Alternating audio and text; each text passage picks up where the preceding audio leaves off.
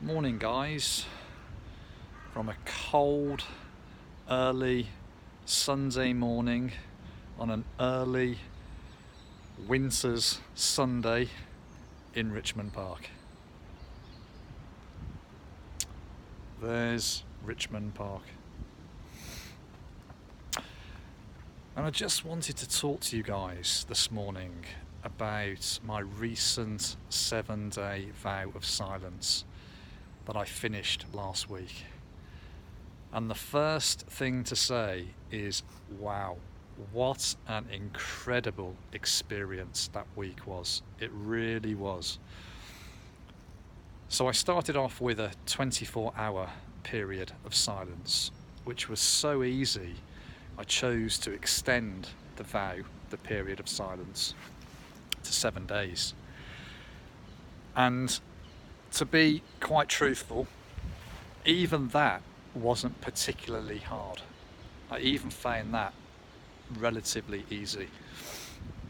I mean, it turns out I'm not actually a great fan of talking. Who'd have thought? But listening was fantastic. I mean, really listening and hearing what people are saying, and more than that, deeply understanding what they're saying, with your whole body. It was incredible.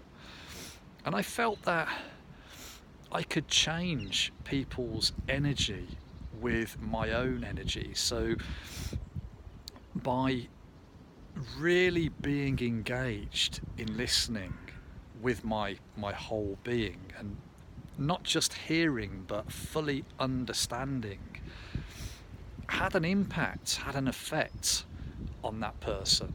I could see their energy shift. I was able to have an impact on how they felt. It really was an amazing experience. Other benefits? Well, I was present, so very present, which actually started to happen after about 24 hours into the vow. I started to become very, very present in the moment, which was beautiful, like a natural being drawn to this presence coming out of my mind, my thinking, analytical mind, and becoming in the moment. That kind of naturally happened after 24 hours or so. My senses were heightened, particularly my sense of taste. So eating foods, particularly fruit, was, I said this before, and it's probably a slight exaggeration, but I did say that eating tangerines, clementines, satsumas, oranges was an almost orgasmic experience, which is an exaggeration, but wow, it really was amazing. It was touching my taste buds like it never had before. It really was an explosive sensory experience. So heightened senses, my sense of hearing, I think, improved too. That's what made listening to people so enjoyable, and it really was enjoyable. Becoming very present, listening skills highly improved. I didn't find that I missed talking. A few things that I didn't do, which I would do next time, is I didn't plan this. I just came up with an idea one evening to enter a period of silence and not talk, and then just did it. And that was quite difficult on people who I come into contact with regularly, as I then couldn't tell them I was on a period of silence. I just had to mime that I couldn't talk. And then they immediately assumed I had a cold and I'd lost my voice, and I couldn't put them right, I couldn't correct them, so I just went along with that. I also on a few occasions used body language to communicate a little bit and mimed. Next time I won't do any of that. I'll make some hard and fast rules, which I didn't get chance to do this time. I just went ahead and did it, and I didn't have any rules in place before starting the vow. Next time I'll make some rules, things I can and can't do. I'll warn people in advance, and I won't communicate in any way, shape or form at all. It will just be complete silence and listening. I didn't communicate any other way. I didn't write things down. After 2 or 3 days, I did write a message on my phone, which was, I am on a 7-day vow of silence. I can't talk, but I'm able to listen if there's anything you'd like to say. And I was showing that to people. But I wasn't communicating in any other way. Some people were great. Some people would talk, and I enjoyed listening to them. Other people would ask questions, which I can't answer. Other people didn't know what to say. And I fully understand this. It puts a lot of pressure on people. When you can't talk and it's down to them to talk, and they get no feedback and they have to keep talking, it puts a lot of pressure on somebody. And I was fully aware of that.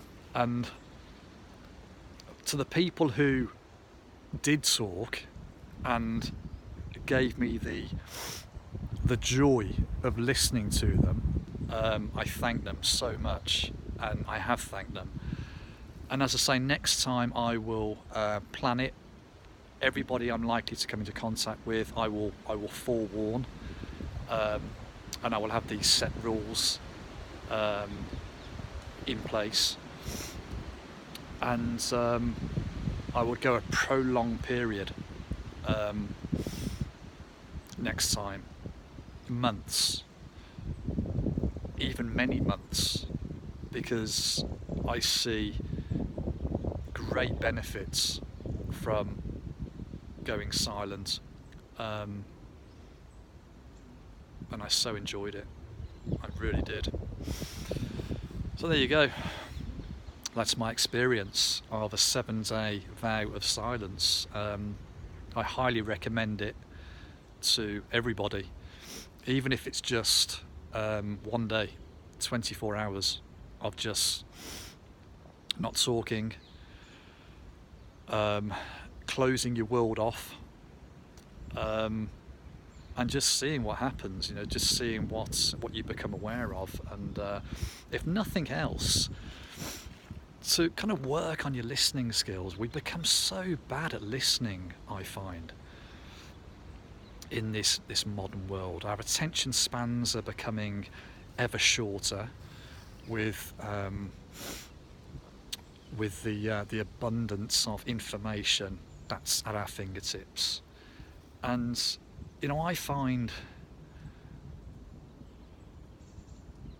people, and I include myself in this, are not great listeners, and listening is such a major part, if not the most important part, of communication. Really understanding somebody else's position. It's a beautiful thing. I really enjoyed listening, so I will be doing this again for sure, and I highly recommend this to anybody else who wants to give it a go. I can't think of anything else that I may have missed. If there is, I can let you know in another video, but that's it for now. Like, subscribe, please, and if you've got any perspective to share, any comments to make, other people watching the video get value from those comments, so please do leave a comment, and have a great day. I'll see you in the next video. Ciao guys.